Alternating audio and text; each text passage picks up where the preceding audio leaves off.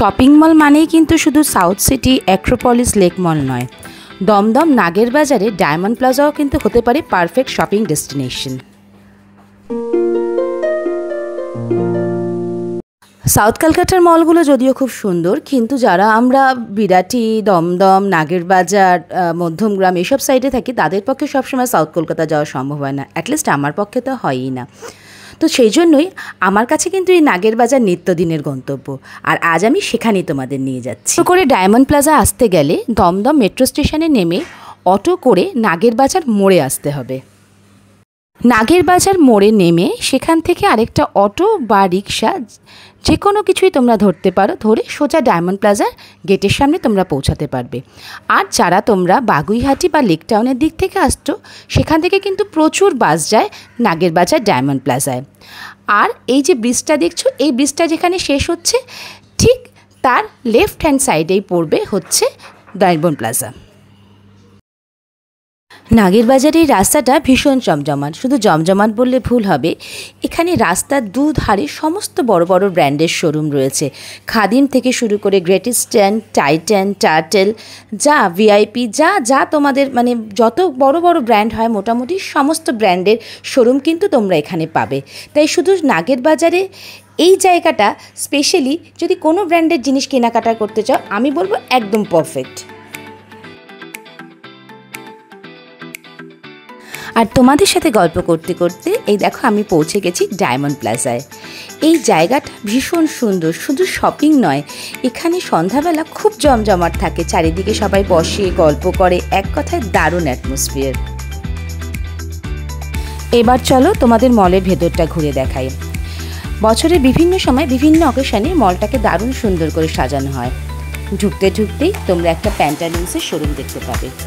আর এই যে দেখো পুরো মলটা আমি এখান থেকে ক্যাপচার করেছি, দেখো কত বড় মলটা।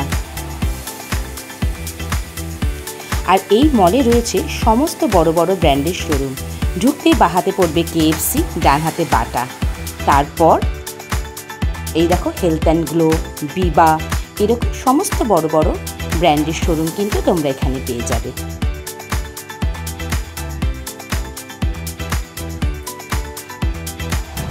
এসকেলেটর দিয়ে ওপরে উঠলেই দেখতে পাবে তোমরা সবার প্রথমে রিলায়েন্স ট্রেন্ডস। আর এই রিলায়েন্স ট্রেন্ডসে কিন্তু বছরের বিভিন্ন সময় অনেক অনেক সেল চলে।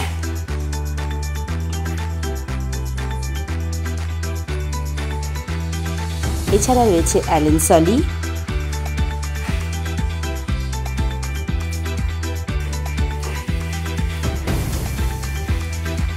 এবং ম্যাক্স। আর এই ম্যাক্সের জামা কাপড় কিন্তু আমার ভীষণ পছন্দ। ওদের জামা কাপড় যেরকম আমাদের বাজেট ফ্রেন্ডলি, সেরকম কোয়ালিটিও কিন্তু দারুণ।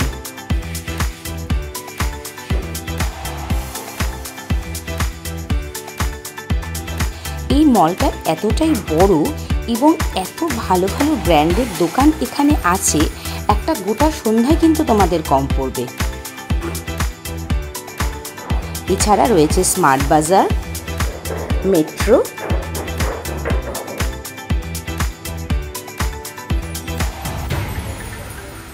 এবং রিলায়েন্স ডিজিটালের মতো বড় বড় শোরুম।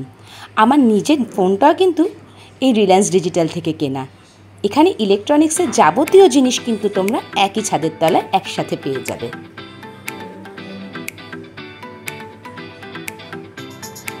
আর রয়েছে রিলায়েন্স ট্রেন্ডসের ফুটওয়্যার, এখানে জুতোর কালেকশন কিন্তু ভীষণ ভালো। আর দেখো এই ক্যান্ডির দোকানটা কি মিষ্টি।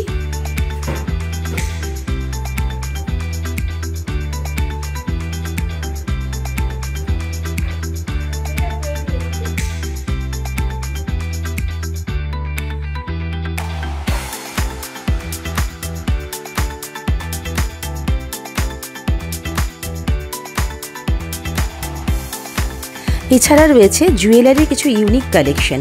আমি নিজেও এখান থেকে বহু জুয়েলারি কিনেছি।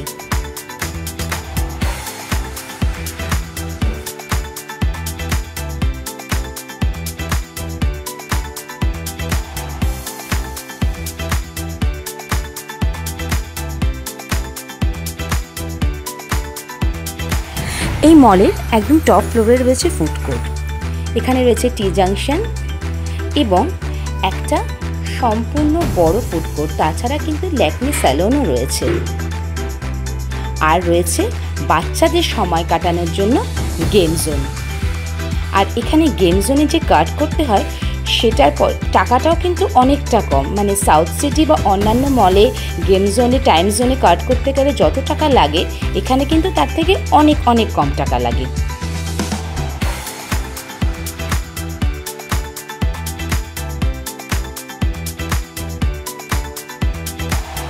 আর এই যে ফুড কোর্ট দেখছো, এই জায়গাটা কিন্তু সব থেকে বেশি অ্যাট্রাকটিভ, তার কারণ এখানকার খাবার কিন্তু ভীষণ বাজেট ফ্রেন্ডলি। আর রয়েছে বারবিকিউ নেশন আর রং দে বাসন্তী ধাবা। যদি তোমরা এসব জায়গায় না ঢুকতে পারো, তোমরা কিন্তু ঢুকতে চাও আর কি, সোজা ফুড কোর্টে যেতে পারো, কারণ ফুড কোর্টে প্রচুর অপশান রয়েছে। এখানে মিত্র ক্যাফে থেকে শুরু করে ডমিনোজ পিৎজা, বাও মোমো সবটা তোমরা পাবে।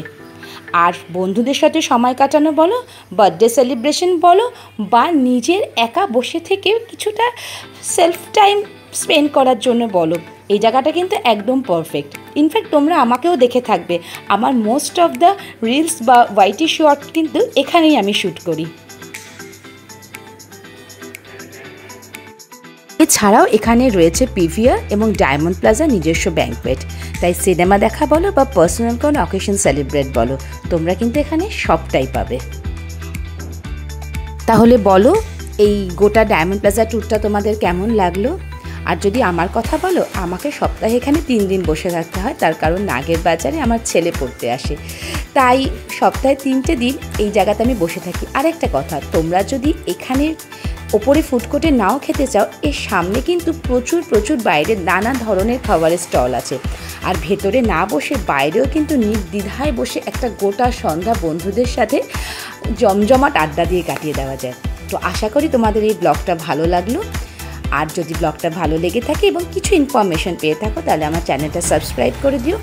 দেখা হবে পরের ব্লগে, ততক্ষণ টাটা, সবাই ভালো থেকো।